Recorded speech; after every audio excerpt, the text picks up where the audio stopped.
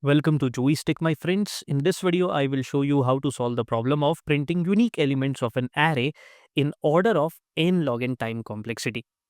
In the previous video, we solved this problem using two loops, but in this video, we will solve it using a better approach. So let's jump right into the problem statement.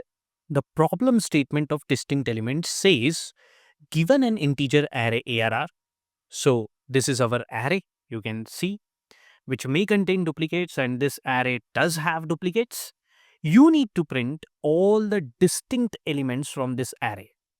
Means you need to just print all the unique elements from this array. Now we are going to write a function distinct elements, which is going to accept ARR as the parameter. Now the idea to solve this problem begins with sorting the array. So let's do that. So I'm going to write ARR dot sort. As you can see, I have used the simple sort function to sort the array.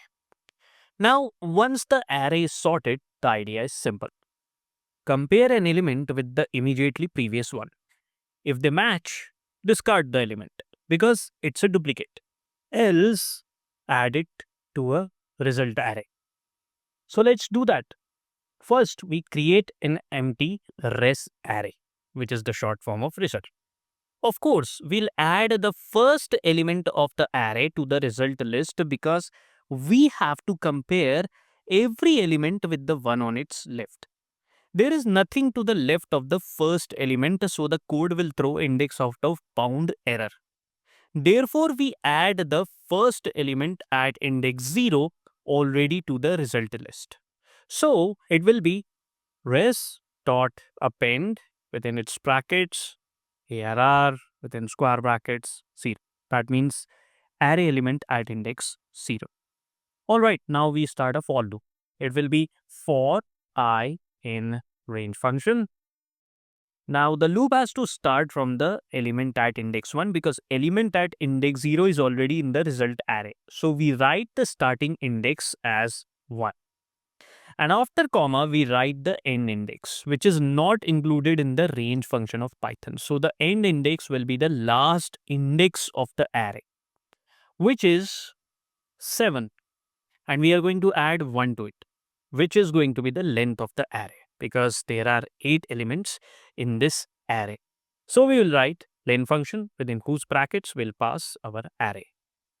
For loop is done, friends, and I am so proud of you if you have written this with me. Now we write the mean logic. We will compare if the element in consideration is not equal to the element on the left of it. If they are not equal, we add this element to the result list, meaning it's the first occurrence of the element. And that's it. That's all we have to do. We don't have to write the else part because there is only one loop. So every element will be considered only once. If it is equal to the element on its left, we are going to not add it to the result list. But if it is equal to the element on its left, we add it to the result list. So let's write the code for it. It will be if array add element I is not equal to array add element I minus 1, then we add array add element I to the result list. There you go. Finally, we return the res list. We call the distinct elements function now by passing the array to it. In fact, we put the call within the print function, which will print the result list. So are you excited to see the result? Because I am. Let's run this.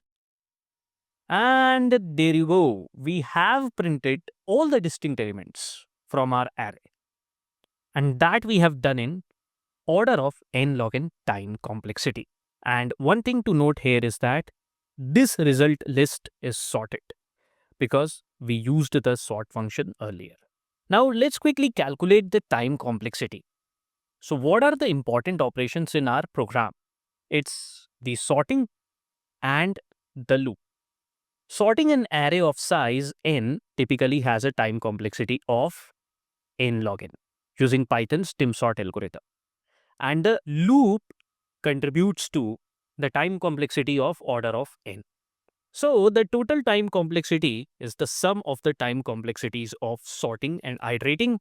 Since order of n log n dominates order of n, the overall time complexity becomes order of n log n. And with this, we have come to the end of this video. I hope you enjoyed learning how to solve the problem of printing unique elements of an array from this video of Joey's Tech.